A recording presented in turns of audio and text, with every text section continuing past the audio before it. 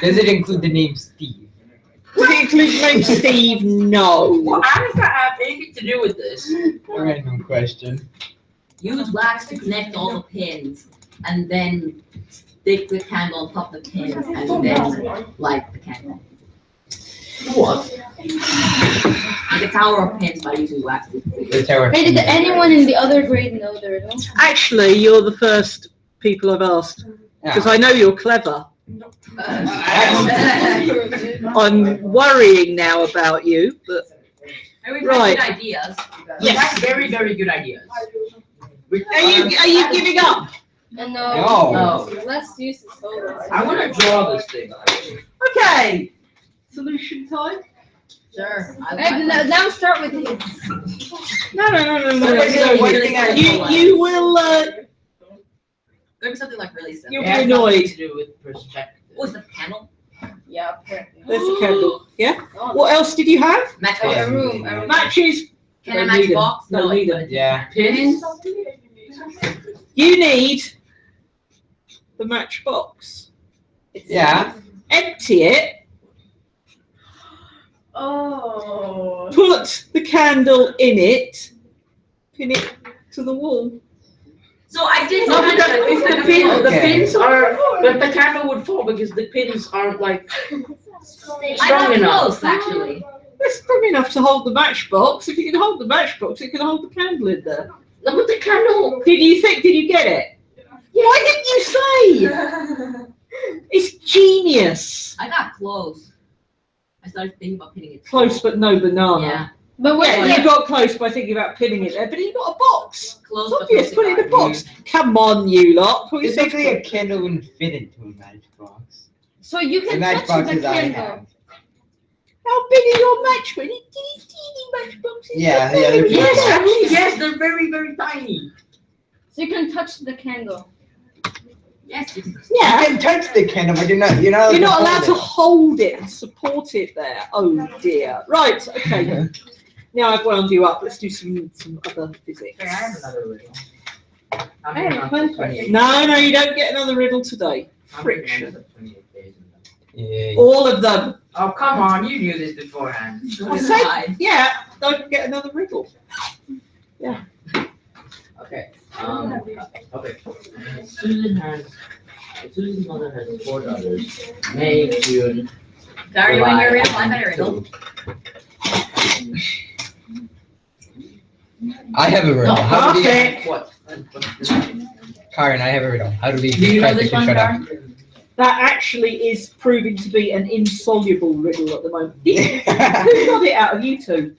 Did you both get it? You talked it through. That's really, really good. Most people take about half an hour to get it. You have got extremely good lateral thinking skills. You don't see you don't think about the obvious. Because the distractor is the matches in the box. Yeah. You don't need the matches. Just because it's a candle, you don't need the matches. I knew we'd have to use the box for something. Yeah. Try using your brain for something. Can you answer the riddle? Will you then shut up? Yes. Go. I believe you know this beforehand. Susan's mother has 4 daughters. May, June, July, and. Oh yeah, I know it. Oh, come on, everybody knows this. I'm not sure I do. Really? A cowboy leaves on Friday, 3 days later he comes back on Friday. How is that possible? Friday's the name of his horse horse. Friday. Yeah, his horse is called Friday.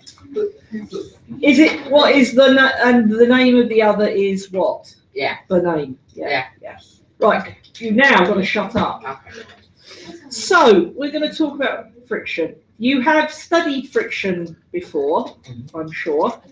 And you know it is kitka in Finnish. Yeah, it's kitka, or is it kitka? Keep Kat. stuff. Kit Kat. Kitka, thank you. Kitka. What? But what is friction? It is a force. Okay, that is a good start. We are studying all about forces. Friction is a force. Where does it act? Perfect. On the surface of. Right. Well done. Which acts between surfaces to slow down movement. And then we're gonna go to the computer lab and use PowerPoint to take. You might, I don't know, I would quite like to send you somewhere very far away to use PowerPoint. You can go home. America? Yes. America. No, not America. There's Trump. What? Trump's amazing. My sister's in America. Don't start that. Hey, Karen, is there a ghost in the thing? Because the balloon's just flying randomly. I think that's It's the the balloon, it's wanting to escape. Yeah, yeah, there's the. You captured it. Okay, Wild balloon has appeared. it is a resistive force, resistance, stopping. In Finnish, it is a vastausvuorovaikutus, a resistive interaction that occurs between two surfaces. It is a majorly important force, and you dealt a bit with it with wobbly straws and things like that when you were doing your upthrust experiment. If we didn't have friction to slide around. Yeah, but then you wouldn't be able to use pencils. No, sometimes it is useful. We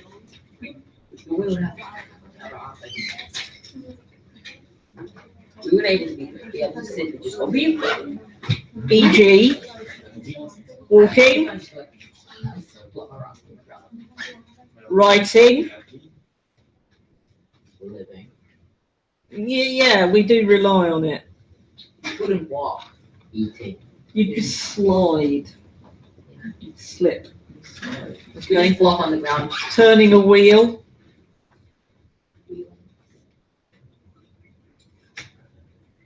Okay. Often, it is not useful as energy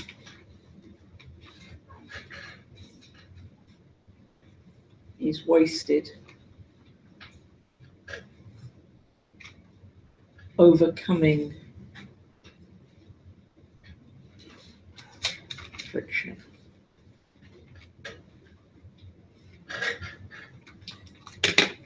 And that's how we normally think of it as a negative thing, but it's not. It's also very, very positive.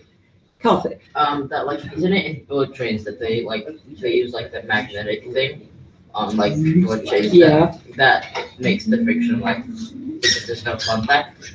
Yeah, So- friction between solids is much bigger than friction between a solid and the air. No, but like because in bullet trains they use like a magnetic track and magnetic like wheels or something. Yeah. So then there's no friction, so it travels faster.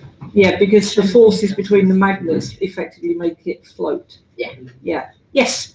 Was it fifth or sixth grade? We had this experiment that we had to slide on different like floor surfaces with wheelie socks, and then like see like what the friction difference Fifth was. grade. Really? Yeah. I still have the power. And what was your conclusion? Woolly socks are remember. very The lobby floor was the best place to sleep. Yeah. Yes. woolly socks are very good to reduce friction. To reduce friction. Yeah, because it was easier to slide. Yeah. Okay. So you tried the lobby, you tried the gym. Yeah. Yeah. And The then gym was the bad. stairs, and then There. Wow. No, they're like the Yeah. stone surface. The stone surface at the back. Yeah. and then like before, like between the front doors, there's like the rubbery mat thing with Yeah. the holes. Oh, that hurt. Excellent. Oh, yeah. Yeah, I bet that hurt. So why do you think that the lobby was so friction free, relatively speaking? Yeah, Because it's the smoothest. it's the smoothest. Yeah, Karthik? They continuously like clean it, so there's like the friction kind of gets less. Wait, you're saying they don't clean the other ones? Well, not as like regularly. Corridor. Yeah, okay, Yeah, hang on. I'll pause that one. Yeah. I think because like the lobby, so most people walk in it, so it probably had the most like small stones. So then I don't know. It's got worn down to a very, very Yeah. smooth surface. Yeah. I think it would depend if they're cleaning and they're also polishing it. How many of you have got wooden floors that are nice and slippy after they've been polished at home rather than, yeah.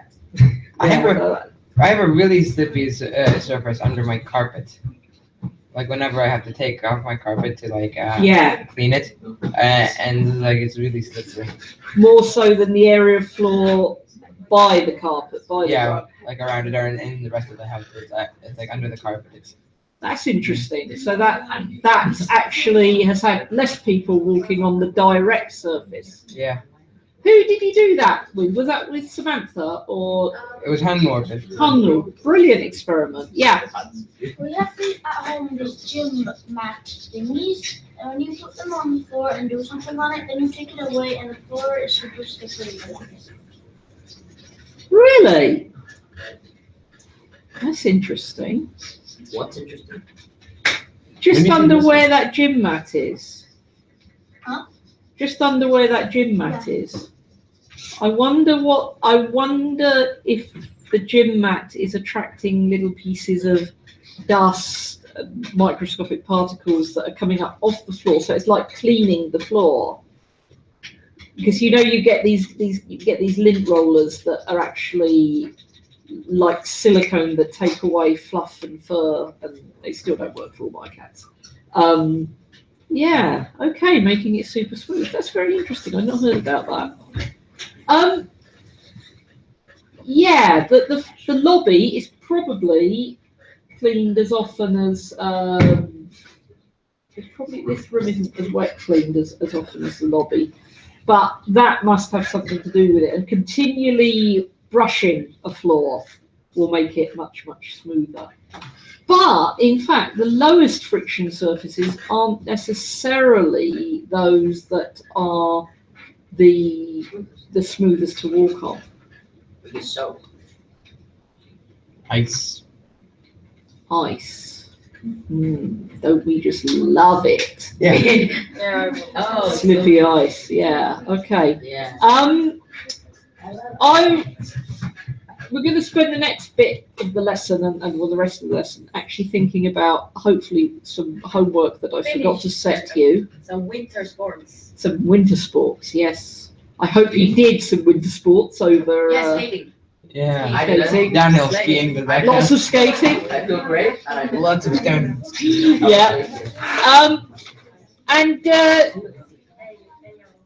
Winter sports, probably more so than other sports, apart from, yeah, probably more so than other sports. They make you masters of friction. Do you not listen to my videos or something like that? Because you all know what I'm going to say. No, I asked Henry.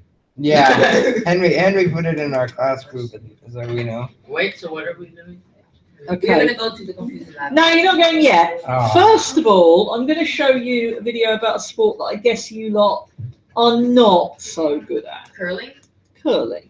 Oh, how did I guess? Because he told you. Yeah. He did tell me when we watched the video. Music. Yeah. All right, hang on.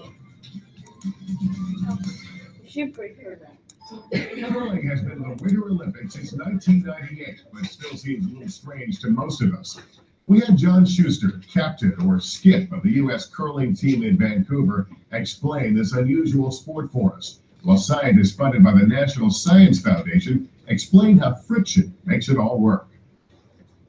Curling is cool. Is it like when they brush the thing that the friction gets less? Watch the video. Curling, perhaps the most unusual sport in the Winter Olympics. A huge rock is thrust down a long sheet of ice. Two players sweep a path in front of it, guiding it to the center of the target, called the house. At the end of play, the team with the most points, the most rocks closer to the center, wins. Olympic bronze medal winner John Schuster is a lifelong curler. My family is big into curling. I remember throwing a rock at the curling club when I was probably 6 or 8 years old. Getting the curling stone from the start to the house is all physics, starting with a push-off against what's called the hack.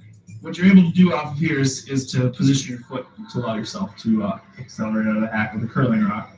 You can push out of this hack with a very high amount of force, and you know that it's going to transfer into the curling rock. Then the sweepers move in. This is like a synthetic material that has just a little bit of abrasiveness.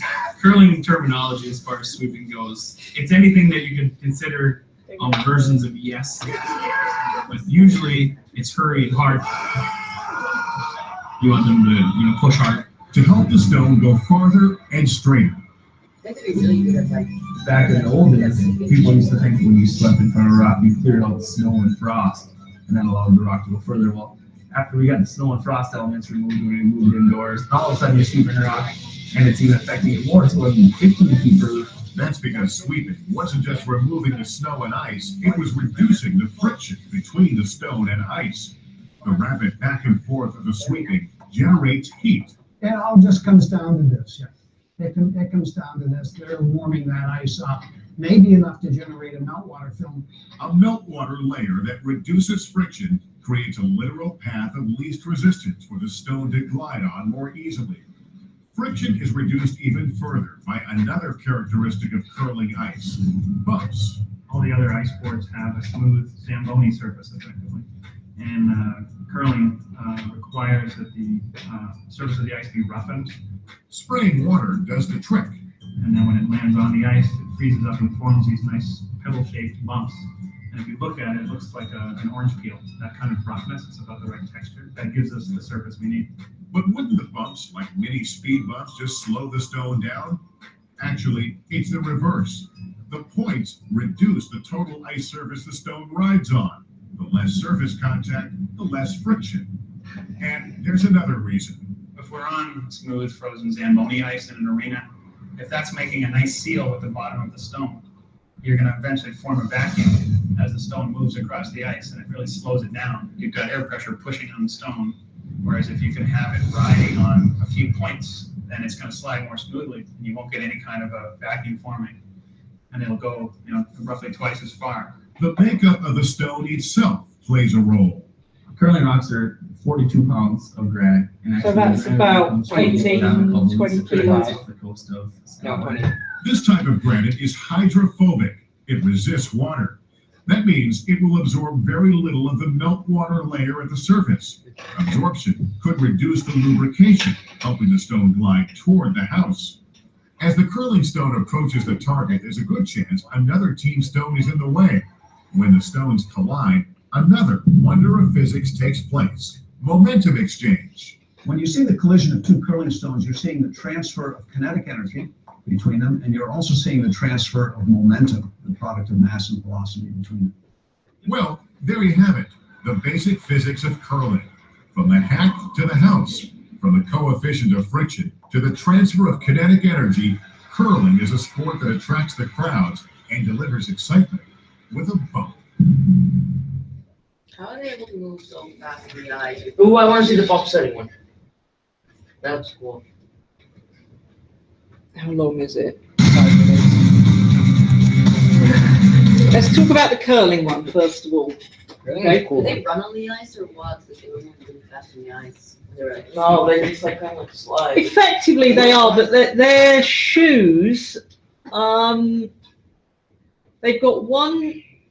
It's a lot more complicated than they've shown there. They've got one shoe that has got a surface that you can slide easily on, and you've got one shoe that's got more of a grip.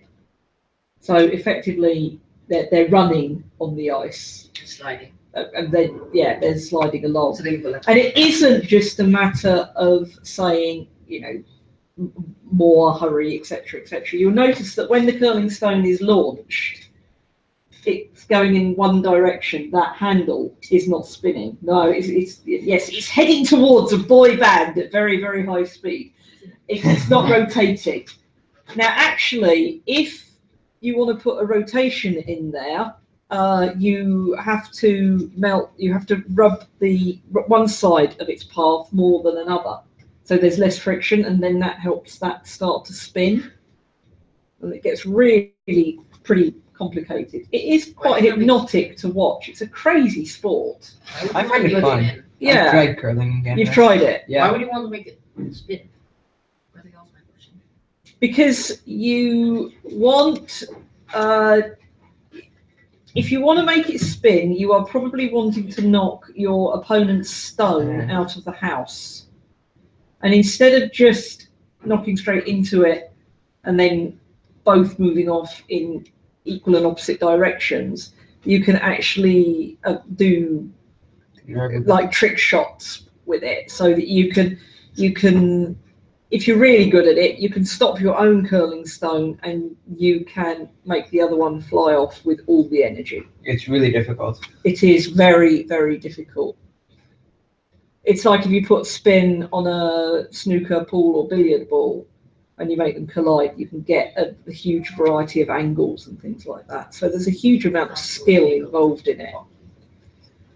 So, in fact, what you've got with the curling stone, as it moves over the ice, they're trying to create a layer of water. And it's that water-ice interface, water-ice and stone interface, that layer of water, that really allows very, very smooth movement, as is the case with skating. Can you skate on blunt blades? No. No. Why not? I've tried. Too much friction. Why? Too much contact.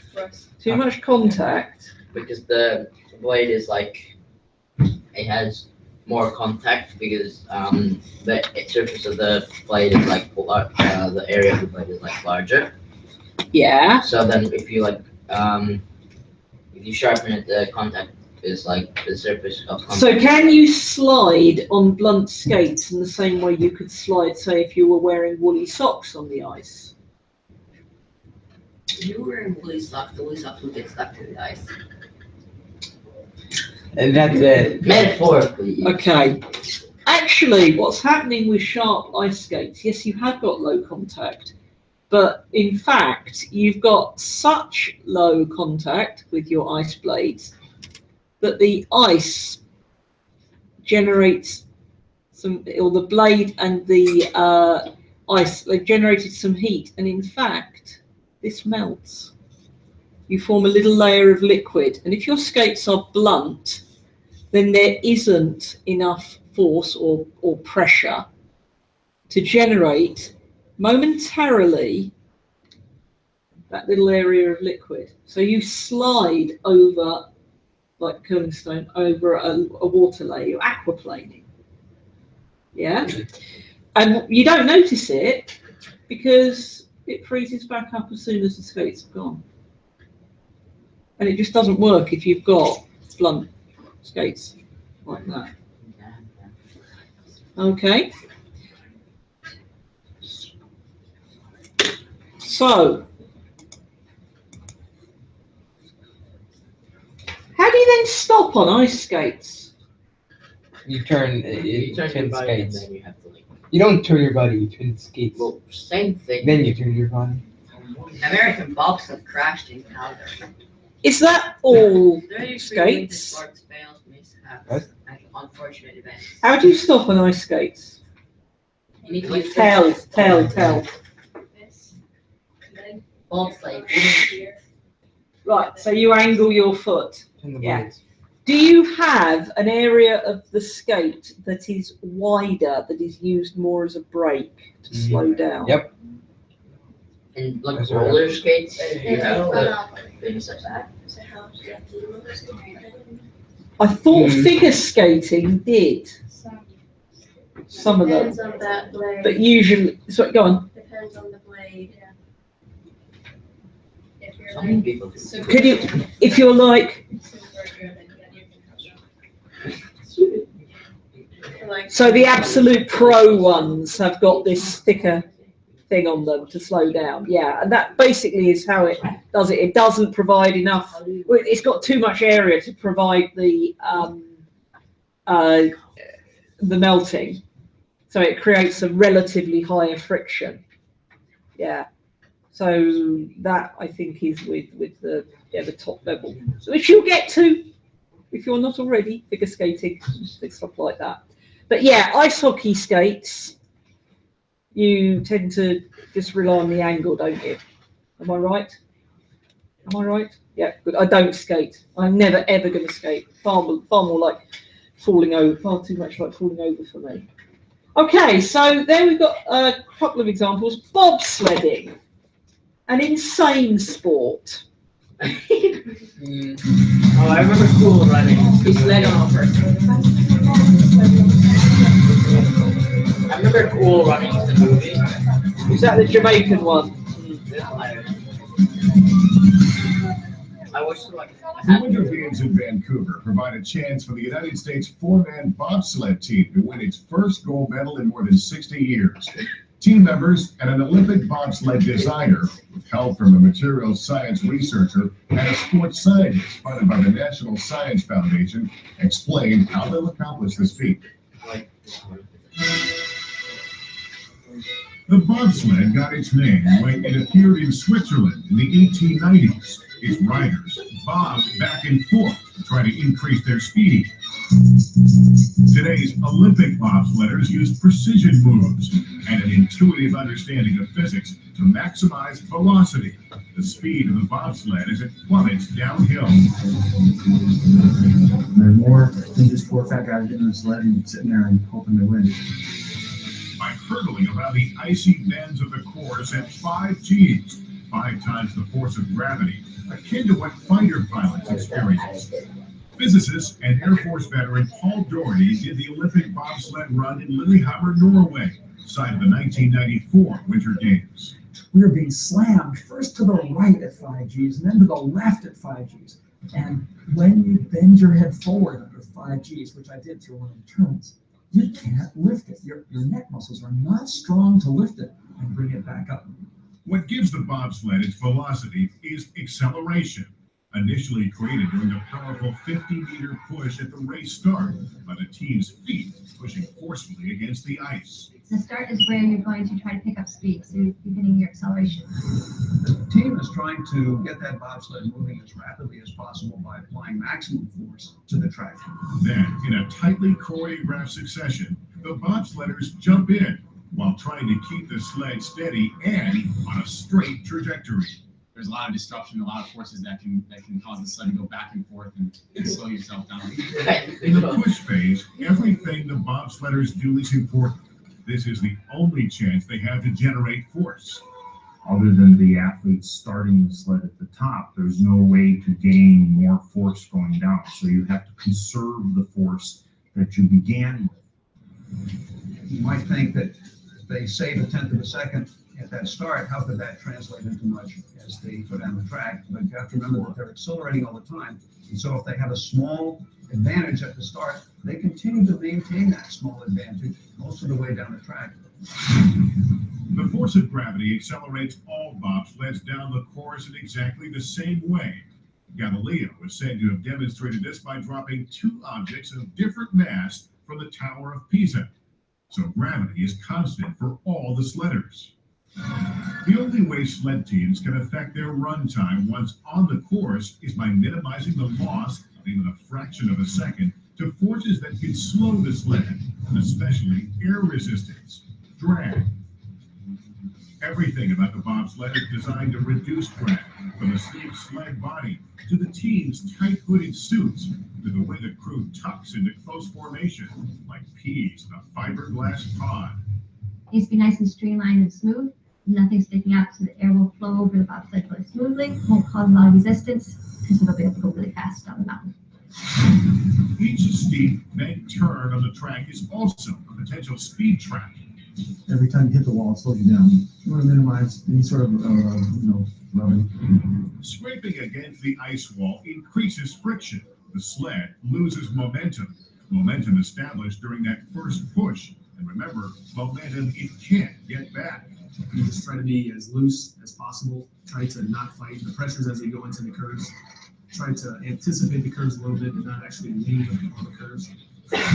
Trying to find the perfect racing line around the frozen curves. Unfortunately, it really isn't a perfect place to be. If you take the shortest distance, doesn't that necessarily mean you're going to be the fastest. You may be creating too much friction on the ice that will slow you down, or you may be creating not enough friction and you're actually moving too far.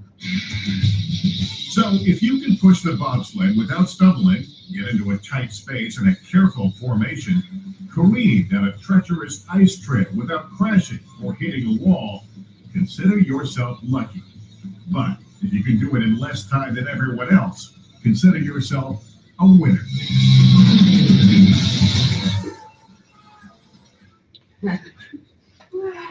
There is an even more insane sport. Single person bobsledding. More insane than single person bobsledding. Boxing. No, winter sport relying on friction. Ice skating? No, what? Have you heard of the Yes, luge? yes, I have. PS3, Right.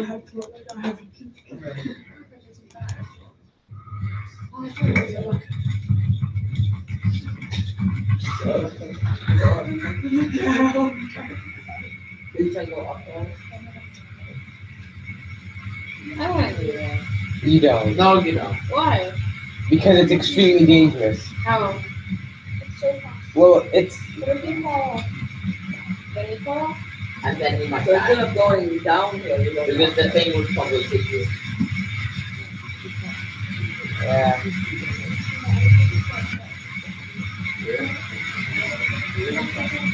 Oh, yeah. Oh my god, that's so fast. So much speed. No break. Is there an end here? Nope. It's going about 80 miles, 50 miles per hour. Are you going At least. faster? 88 miles per What? At least. Oh, Okay. You are lying on a tray. Alright, this is what I meant with the single person bobsledding. I didn't just remember what it was called. Yeah, the luge. You are lying on the tray, which has got the blades on it, like the bobsleigh. Yeah, it's a sled. There's And you are travelling at well, you can get two-person luges. You're travelling at up to 154 kilometers an hour. Oh, it's almost like 88 Your miles per hour. Your protection. What? You've got a crash helmet, That's it. Yeah. and that's it. You're lying down, holding on. Holding on for dear life. You're not strapped in. You are? No, I was just like, you're just. So that video you just seen from that point of view camera, that is somebody who could easily fall off. And hurt themselves really. Yeah. So there have been accidents, and one of the reasons why there are uphill parts of the luge Or to tracks slow you down. is to slow you down, because if you've got a badly designed track, as there was in I think the Vancouver Olympics, somebody died in training. So the Sochi Olympics, they actually had or died in practice. They actually have things designed to slow you down. Wait, so These, how did they die? Like, did they well, just they like crash. They crash at too fast of a speed. Oh, obviously. And Yeah. it's the impact. Because this one's at it's like isn't it so that anything above about 6G 6G can kill you? Yeah, lower than that can kill you. Bruh. Yeah. So that is really, really insane. Yeah, you want to have low friction because you want to go fast, but you want to have, as I said in the bobsleigh video, enough friction so that you don't slide off a bend. So you've got to be in the right area of the bend. So yes, pretty darn insane. And with the luge, also the clothing that is worn is going to be extremely important, as is the clothing in speed skating. Another insane sport. I'm not that I get insane. speed skating. It's like, and then you Yes, have it's fast. It's just fast, yeah. But isn't it also the one where they skate like goes up and down? That's a different one again. That one's the What's that one? downhill They like skating. short, they go like ready, set, go, and 4 people go at once, and they kind of Downhill like skating. like a track, like the fast. It's downhill. Like bumps and stuff. Downhill skating. Really? Yeah. Is there? What's Yeah. that called? Downhill skating. That's it. That one is also crazy. Is that an Olympic sport? Yeah, it is. I'm pretty sure. I'm pretty sure it got implemented as one. Ooh, yeah, nice. Yeah, I think that's something. This sport is all about speed. Oh my god. Hi, I'm Rebecca Brayton. Welcome to Watch. Oh yeah, I have seen this. Oh God, yeah. To learn more about this sport. Oh no, it's not Mojo. Is that wrong?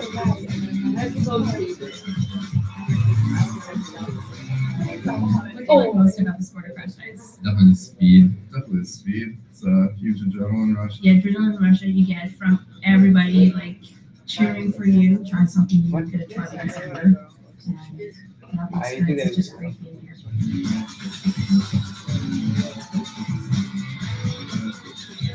Tell me a bit about how it's like to be on the track during a race. How can you have any control? Braking. Pretty much looking from the top of the ball. Also, you can. It's so dangerous. Also, you can try to hold on to the Get a little ice. tired near the middle of the track. I will not. Try to like yeah.